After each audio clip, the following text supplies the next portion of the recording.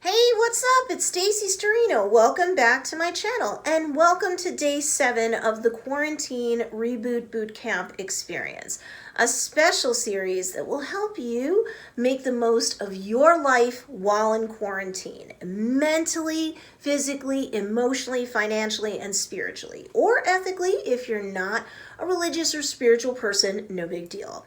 In today's video, I'm going to have you set up a new structure for you to live your life by in order to make the best of not just the Quarantine Reboot Bootcamp experience, but the rest of your life once quarantine and the global pandemic itself is over. So make sure you hit that like button and subscribe and hit that bell notification so you don't miss a single day of this series.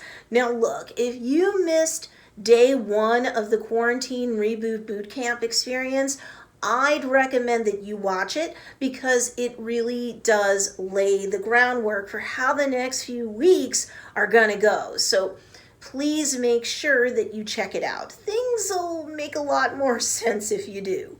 But here in this video, we're talking about what it is that you need to do in order to set up the new structure of your life. Because let's face it, odds are that over the last few days or weeks even, you've been kind of just in reaction mode.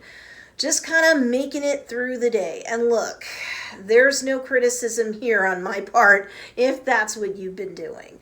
What's going on right now is something that's terrible on a scale that humankind has likely never ever seen before, and we don't really know exactly when, while this video is being shot live anyway, when things will go back to normal, or if we even get back to normal versus a new normal that we'll have to live from now on.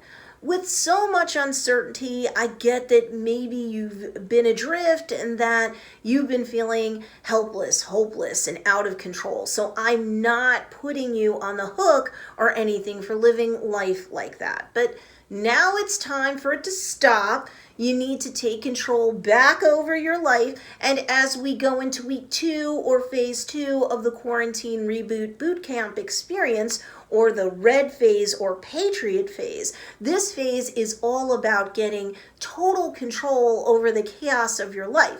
Granted, during this first week, we're concluding here, Reception Battalion, you've been getting into the right mindset to evolve into a stronger person moving forward. You've done a lot of shredding and organizing and got together all of your important paperwork and put it somewhere safe, all adulting style. Anything you need to get a hold of or to update or to improve on that front, you've started to do the research in terms of how you do it and if you can do some or all of what you need to do while the pandemic and quarantine is still in full effect. The rest, you've got a to-do list going on that you can dive on the second you see daylight, if you will. So now what? Well, getting into red phase or patriot phase of the Quarantine Reboot Bootcamp experience, which begins with the very next video, you'll be going into drill mode, which will involve some physical training as well as mental training too. In the Army, for example, this represents a time where you do what you're told to do when you're told to do it. There are initial physical training or PT and drills. Just when you think it can't get tougher in the Army, they give you a visit to the gas chamber in the latter portion of this phase. And again, a lot of what we're going to do together will mimic quite a bit of all this. You'll see. So for that reason alone, that's why you need to implement a structure for your days while you're in quarantine. And honestly, with all of the chaos and all of the negativity between the news and social media to distract you, having a structure to your days that you do not fall out of integrity with is a wise move. After this last day of reception battalion, we're done setting everything up and we're moving ahead with the next 7 weeks of sweating and pushing ourselves to the brink, mentally, physically, emotionally, financially, and spiritually. And if you're not a religious or spiritual person, I'm still going to have work for you to do that will have you examining your values and ethics. You'll find out why day by day this is an important thing for you to do, even if all it does when you get to the other side of it is reaffirm who you are and how you see the world. But there might just be some surprises for you along the way too. So I should tell you before we go any further that it's a fact that approximately 40% of all recruits who enlist in the military will not complete their full terms of service.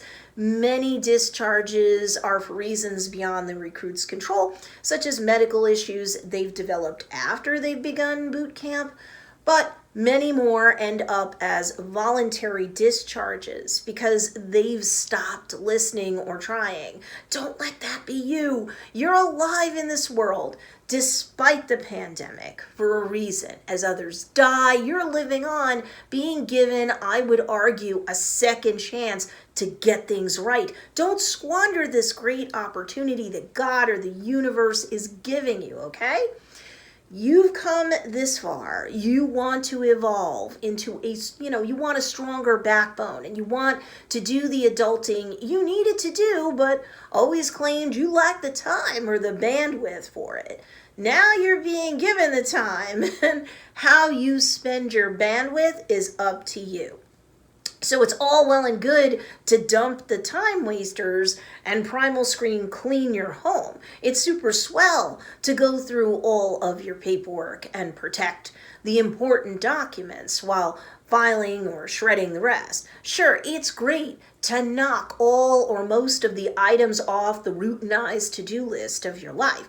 But all of that past a certain point means diddly over squat if you're not going to push yourself out of your comfort zone to make changes in your life mentally, physically, emotionally, financially, and spiritually, or ethically. So I want you to right now commit to the fact that for you, there's no turning back. Be willing to fight to the death of your doubts. They're gonna be there. So be willing to tough it out so that you can become the new and improved you who can be assertive without being aggressive. As you finally go for yours in this life, doing what you've always been meant to do. You want to go beyond the phase where you just survive and reach a place where sooner or later all you do is thrive. From this point on, through at least the end of the quarantine reboot boot camp experience, you need to set up a superstructure for your life where you will follow more or less a strict schedule, much like any other soldier in basic training does. What does that mean? Well, in the Army, this is what the typical boot camp recruit will have for a schedule. At 5 a.m., they wake up. By 5:30 a.m., they're at PT or physical training.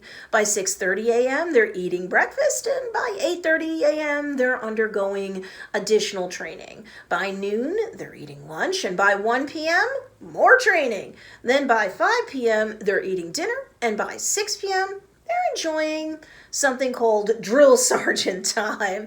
By 8:30 p.m., they're given some personal time. And by 9:30 p.m., it's lights out, time for bed, because they're going to rinse and repeat this schedule 7 days a week until their 8-week experience in boot camp is over. Now, am I asking you to adopt this exact same schedule? Kinda. See, if it's just you in self-quarantine, you've got the luxury of following a schedule like this. And we'll get into what PT might look like for you, because no, we're not going to train like we're in the military. Not every student of mine is in the shape to do that, at least right here and now. We'll also cover what you do with yourself during additional training, because no, I'm not going to have you just do PT all day long. I mean, that would be better, in my personal opinion, than drowning in the news, however you consume it, on whatever device you're consuming it on. It's better than you reading social media post after social media post about death, destruction, chaos, people creating nasty memes, other people complaining about there's not enough toilet paper at the supermarket. I mean, enough is enough on all of that front. But if you're sheltering in place with 10 people or less, let's say, and you're homeschooling kids, or you're still working at home, you're teleworking now, or telecommuting, that sort of thing, hey, you're going to have to factor that into your daily schedule. I mean, maybe you have, so that's great, but maybe you haven't, or you've been very loosey-goosey with it.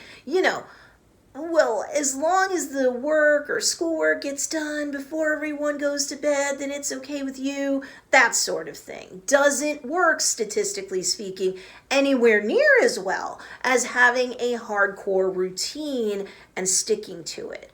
What I do want you to do is set a schedule where, for starters, you have a set bedtime and a set wake time, and most devices, especially mobile phones today, will have alarms you can set to wake you up, and bedtime reminders that can be issued so that you're not sliding down a rabbit hole of social media or work, or binge watching more inane stuff that might be an enjoyable distraction, and you're entitled to some of that every day. But it's not overall going to help you move the ball up the field to score the touchdowns in your life that you're still wanting to score, is it? So according to the National Sleep Foundation, the average adult needs 7 to 8 hours of sleep in order to function in an optimal way, mentally, physically, and emotionally. So make sure that as you set up the new structure of your day, that you sleep a minimum of 7 hours within a 24-hour cycle, and no longer, honestly, than 8 hours a day. Why? There's so much else you need to do in order to really make the most of the Quarantine Reboot Bootcamp experience. For one thing, that you need to have the other 16 hours freed up so that you can work on evolving into the better, braver you that you want to be. 16 hours presumes you sleep the full 8 hours, which is fine, but don't go longer than that because, again, according to the National Sleep Foundation, anyone who sleeps longer than 8 hours a day, if they're not healing from an illness or an injury, of course, is merely increasing the lazy factor in their lives and or training their bodies to actually be weaker as a result. And you need to have a routine set for your sleep alone so that your body's circadian rhythm isn't thrown off or constantly in chaos. You can Google that term to understand it more, but suffice it to say, if your body's circadian rhythm is well established, over time, you get better quality sleep and better quality of life while you're awake too. So anyone else who lives with you, be they adults or children, need to have their set sleep and wake times too, for the same reasons. Contact your pediatrician to determine what the best amount of sleep is just right for each child of yours given their age and so forth, but suffice it to say that even teenagers need longer amounts of sleep as their bodies are still growing and maturing than an adult. So unless they're an adult, they definitely need to sleep for longer than, say, 8 hours. I'm not your pediatrician. You can call, email, and or otherwise use telemedicine to see what's best for each child of yours, given their unique facts and circumstances too. Moving on, once you've set up the outer edges of your new structure in terms of bedtime and wake time, you stick to it. You're in quarantine. There's no reason why you wouldn't stick to it unless you're dealing with, say, a fussy newborn. But that's a whole other story for a whole other video series. I want you to then set up a reasonable timetable at the beginning of the day and at the end of the day for your personal hygiene. Seriously, get intentional about it. Don't just go throughout your day unconscious in terms of how long it takes you to get ready in the morning, or how long it takes you to have a bedtime routine that includes your oral hygiene or nighttime skincare regimen or whatever. Plot that down on a list and factor it into a schedule. Does it take you an hour to get ready in the morning, even during quarantine? Or would half an hour suffice? You decide. You schedule it in. No. Seriously, schedule it in so you're more mindful about it and you do not fall out of integrity with important things like taking baths or showers, brushing your teeth, using the masks and or skincare that, look, you already spent money on, let's say, so use them. You've cleaned out your house room by room, counter by counter, drawer by drawer, and so on. You know where everything is at this point. You probably have stockpiles of stuff going on long before the pandemic even hit. So now you're going to be more intentional about using what you have at certain prescribed times during the day and sticking to a schedule that's going to have you be too busy for negative news, political yelling and screaming, and any negativity on the internet or social media.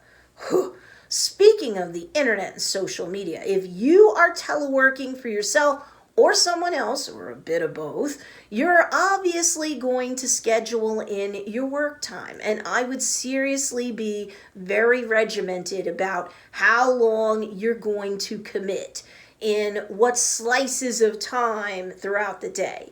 You're going to have to schedule any homeschooling of kids in there too, and you might have been really diligent about it, and if so, that's great. If not, well, at this point, you know what to do. It gets scheduled, and kids that don't comply lose privileges until they're with the schedule, literally and figuratively. Parenting sometimes stinks, okay? I fight with my kid too from time to time, and now we're all stuck in the house together. So I know that of which I speak. Adulting isn't always going to be sexy, okay? If you have a routine when it comes to religion, you of course need to schedule that in there too, be it daily or if it's something that occurs more so on the weekend. Right now, you're not going to your church, temple, or mosque, perhaps.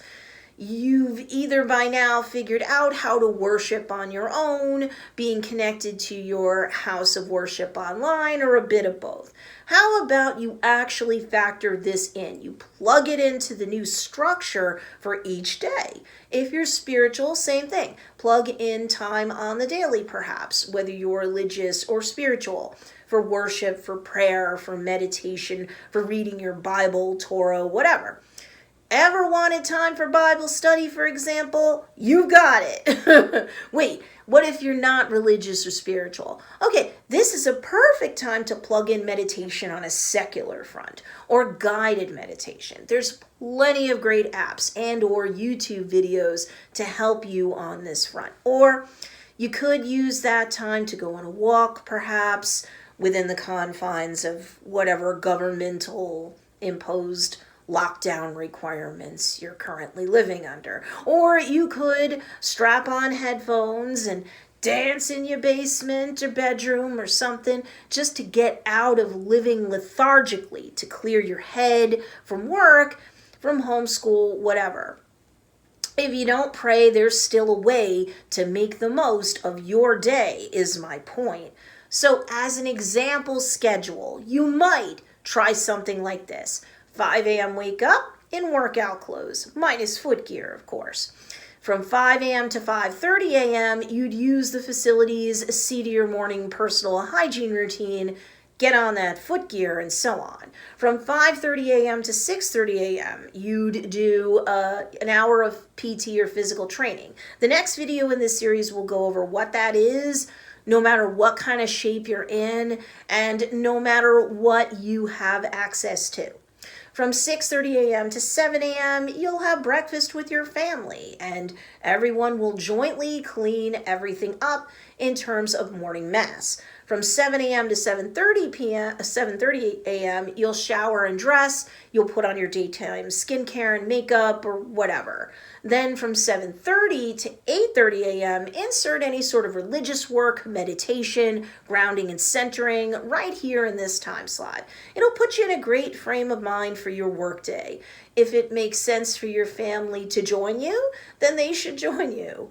From 8:30 a.m. to 9 a.m., you'll get some setup work and or housekeeping done beyond cleaning up the morning breakfast mayhem, which already happened.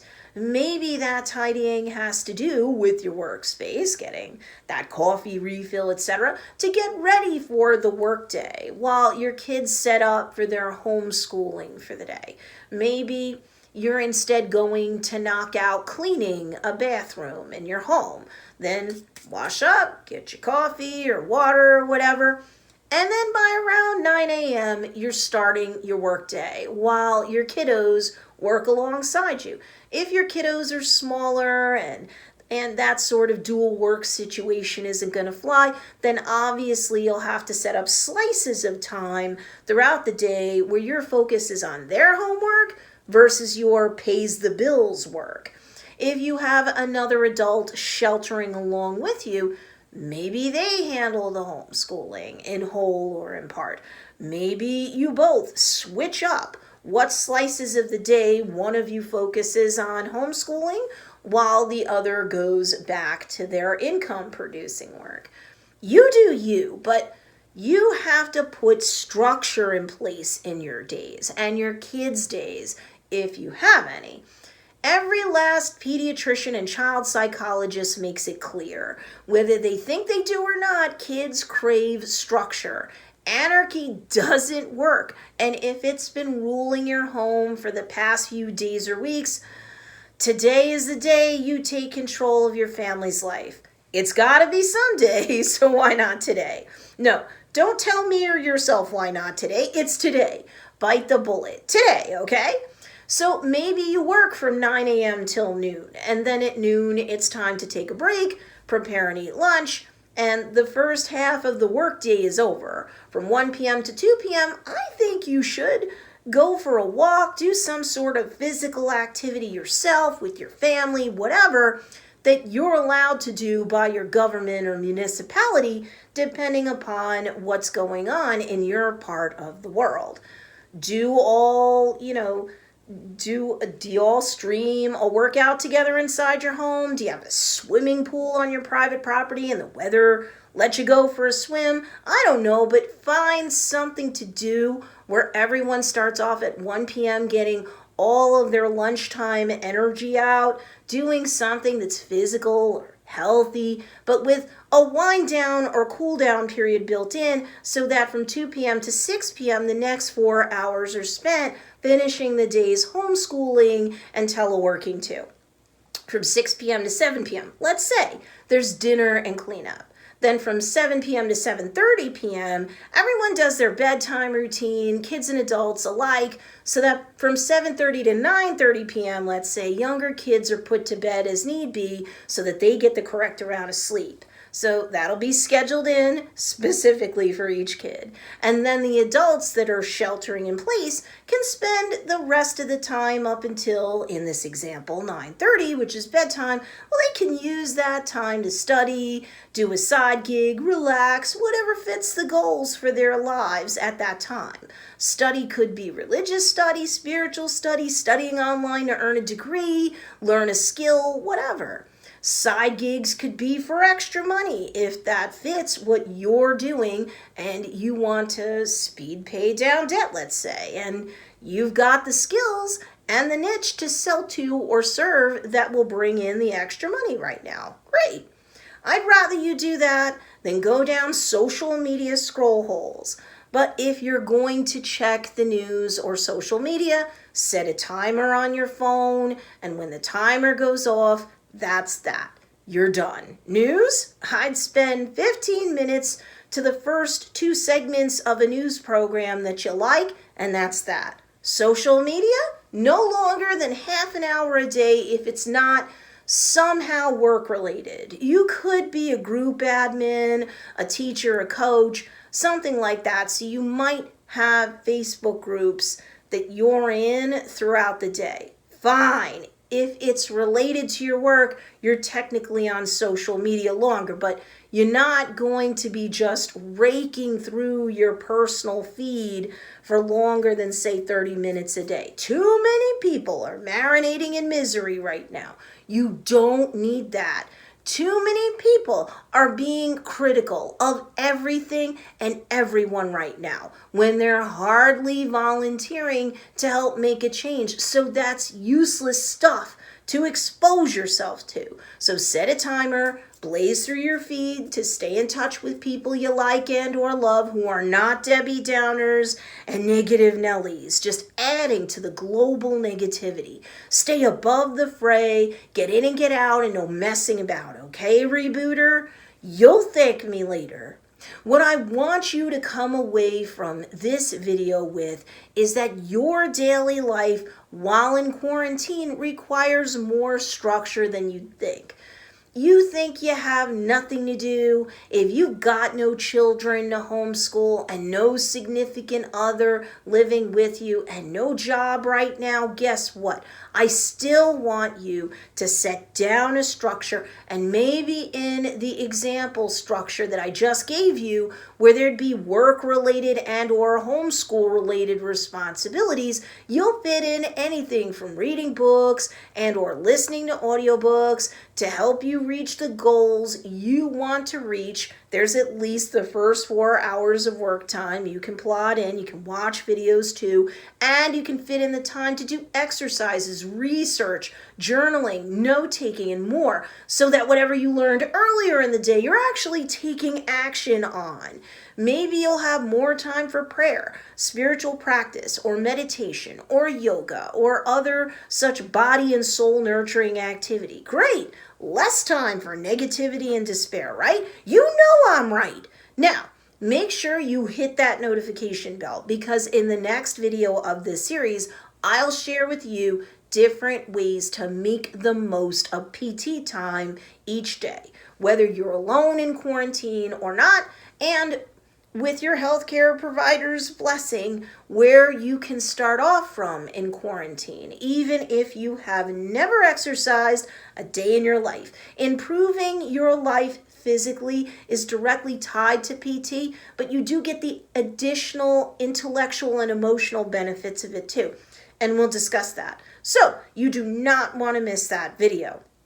While you're waiting for the next video in this series, I want you to know I have a ton of resources available on this channel if you're an entrepreneur mom, entrepreneur parent, or you're an entrepreneur and or you want to be. So please check out these 2 videos in the meantime. Thank you for watching this video. I appreciate you, and I'll see you in the next one.